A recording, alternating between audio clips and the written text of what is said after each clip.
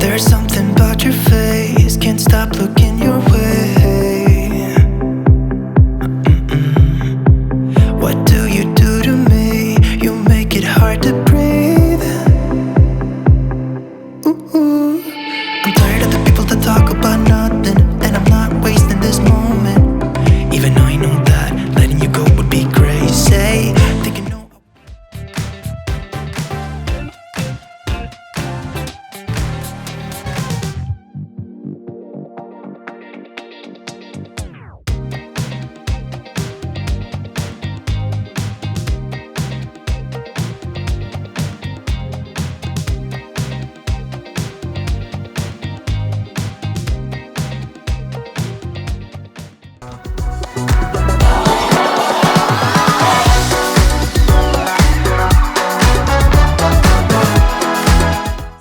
My story is kind of unique, I guess I would say. I started writing when my personal life fell apart in 2017. I was married for almost 2 years, found out my husband was having an affair with a 19-year-old for 6 months, filed for divorce and left. Shortly after that, I met a man and we fell madly in love with each other, had this whirlwind romance, and he convinced me to join him on a month-long trip to Italy. 48 hours before we were getting on the plane, he told me he needed to go by himself, and I was devastated, but had a decision to make, and that was either stay at home heartbroken or go travel Europe for a month by myself. So I ended up going on the trip. I did 6 countries solo with a backpack and wrote a book about it called Eat, Pray, FML, and it totally and completely not only changed my life as a human, but the direction of where my career has gone. And I'm now a best-selling author and have a successful podcast that has spawned off of it.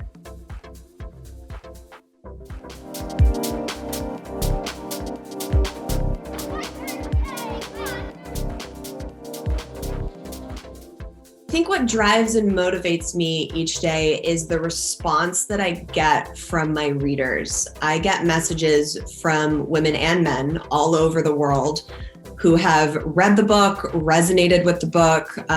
It's helped people get out of abusive relationships. It's helped people have enough strength to keep going, to realize things about themselves and learn how to love themselves. So I know that for me, it's such a full circle moment that I was able to take all of these things that happened to me in my life that really broke me and not only rebuild my own soul, but then put it out into the world to allow other people to heal with me. And that is worth everything to me.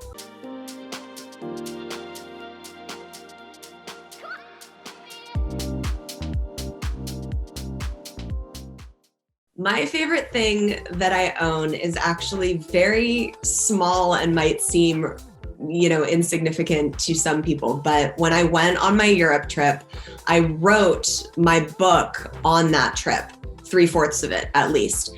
And it was all handwritten in this leather-bound journal that I bought the day before I left on my trip. So I started it the first day I landed in London, and I wrote in every different country I was in. I would sit at cafes or sit at home in tears if that was what was going on that day. And I wrote 3/4 of the book in that journal. And it's not like a journal entry, if you will. It's very much you open it and it says chapter 1. So I knew I was writing this book to be published, and it really has become my most prized possession because not only is it the most authentic and raw form of what my career has turned into, it really reminds me of each step and where I was at on my journey in a very special and intimate way.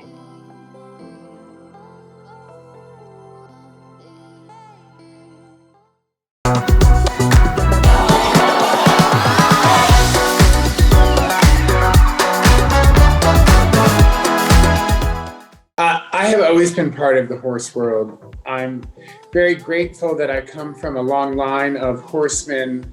My family was really how I got started.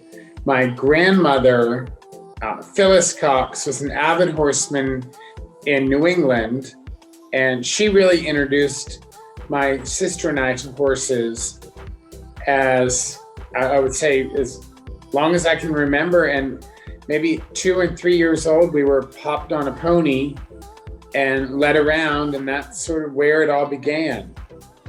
And growing up in Locust Valley, New York, there were horses across the street from us, and they were up the street, down the street, and across the street. So horses have always been around me and part of my life, and I'm just so grateful and fortunate that horses are my passion, teaching is a passion, and I'm able to make a living doing it.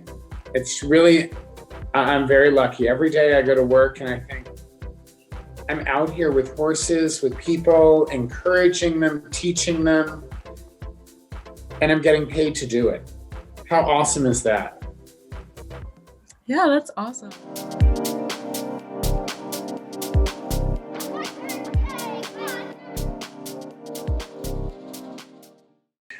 I wake up very early every day, anywhere between 3 in the morning and 5 in the morning.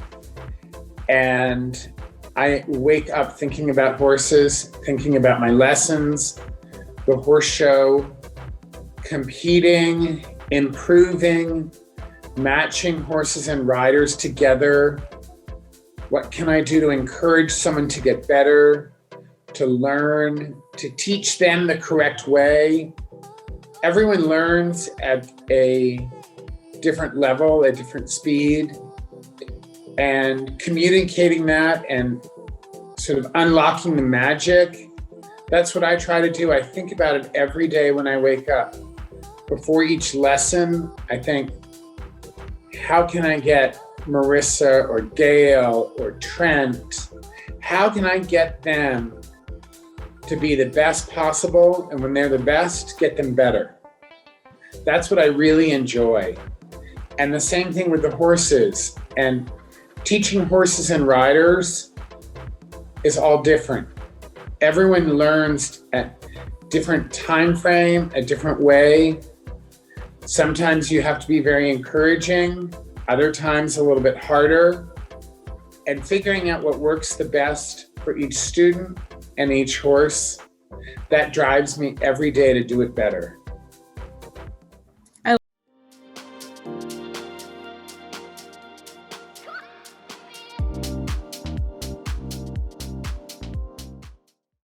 My favorite thing that I own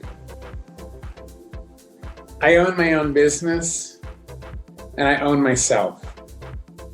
That's what I'm the most proud of, is what I've accomplished in my life.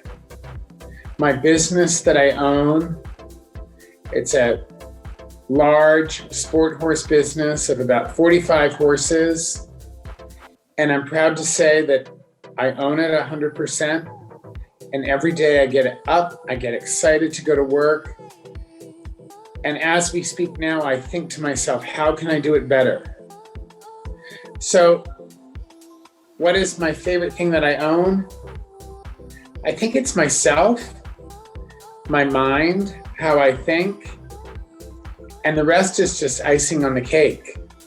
All the other bells and whistles, but I'm proud of where I am in my business, what I've accomplished, the respect I've learned to have for others and they have for me.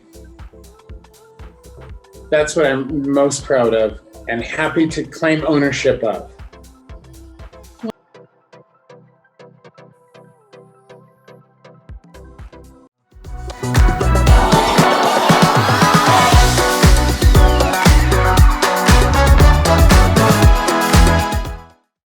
Yeah, great question.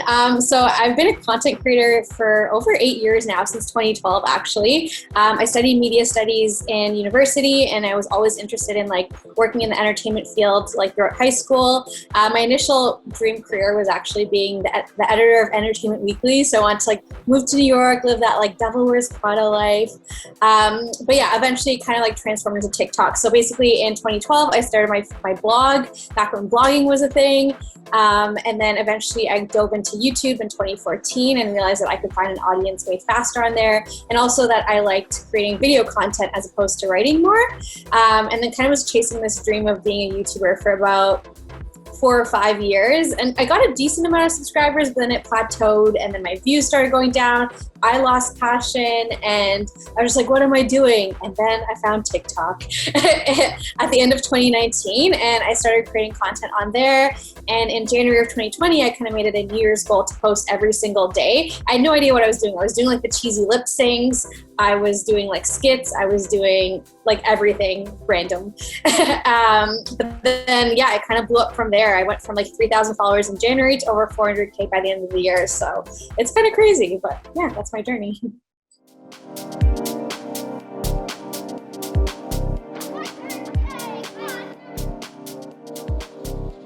I guess what drives and motivates me every day is just kind of, sorry, I'm like blanking. Okay, give me a second. Okay, what drives and motivates me every day is just the opportunity to like help and inspire people. I always try to think like, what is my niche, or is it niche? I never know how to say that word. I always think like, what am I trying to inspire and educate people on? And it's like, I have so many different interests, but when I think about it, it's kind of just living your best life while becoming your best self. So especially like growing up, watching like media, movies, TV shows, like there was never representation for people who even look like me. There's like Mindy Kaling, that's about it. So that's also something that kind of keeps me going with what I'm doing and pursuing in terms of like TikTok and social media and all of that. But yeah, I really just want to inspire people to become the best version of themselves while living their best lives.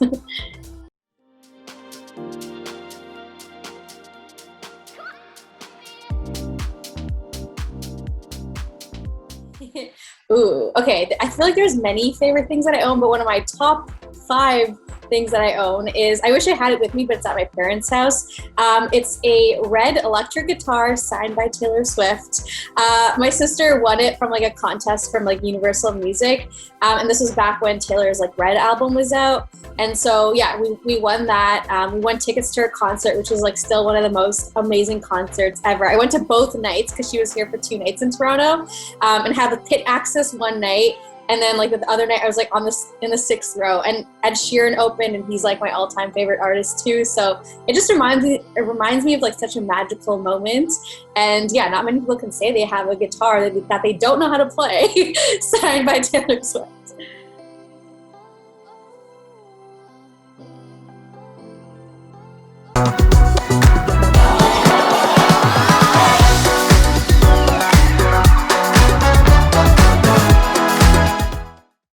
I got started in food after I stopped playing volleyball. I didn't make the Olympics, so I hadn't played in Europe, and I felt like my whole world was just opening up, and I tried all these different foods that I'd never had before, and I saw how different cultures ate, and I thought that was just fascinating, and how excited they were and how passionate they were about food. And I also kind of got my creative brain growing again. So when I came back, I had a brief stint in film production, which I realized I resolutely did not want to be in, and I went and started working at a restaurant.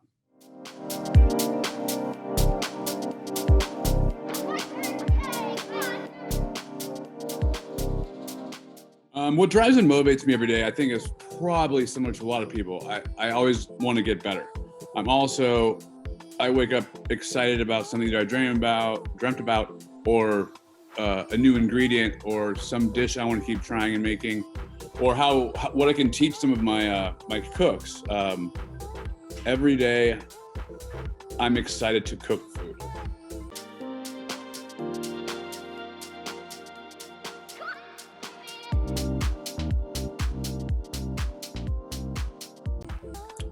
The favorite thing I own, I suppose I'm now a partner in 3 restaurants.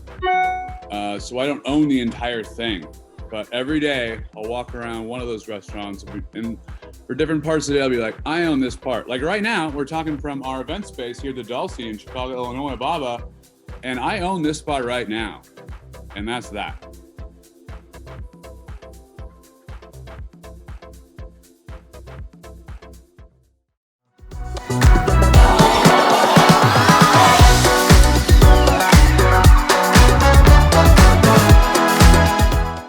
question. So my co-founder and I, we studied in the UK, and we were talking about how, we used to play basketball and we needed more players, and I would go for Zumba, and sometimes my friends were busy, so I would end up going alone.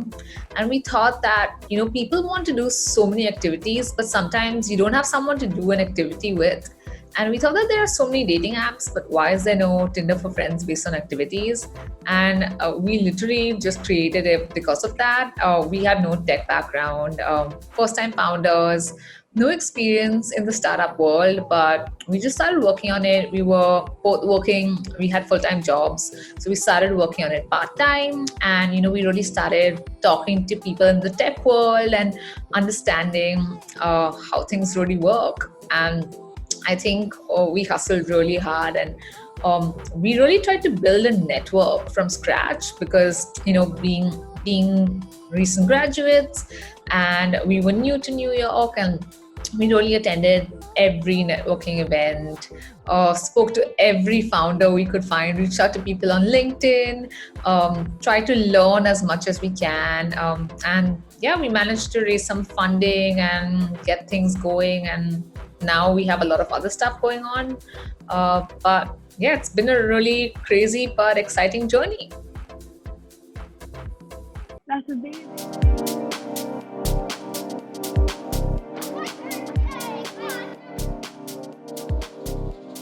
Sure. So I think for me, since I was in school, everyone used to call me a connector. And right now my friends call me the human version of Down to Dash, because I'm super passionate about connecting people. And I think connecting people just makes everything better, especially 2020. The global pandemic has taught us the value of human connection and how human connection just makes everything better.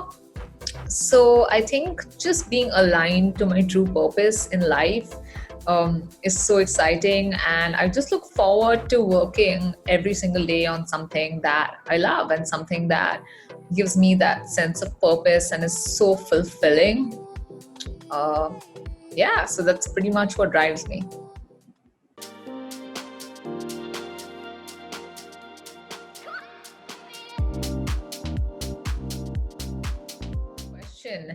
And for me, I think it's kind of intangible. I don't know whether this is a correct answer, but it's self-confidence. Because when I was in college, I was, kind of like a pushover in a lot of relationships, and I was also a little bit insecure.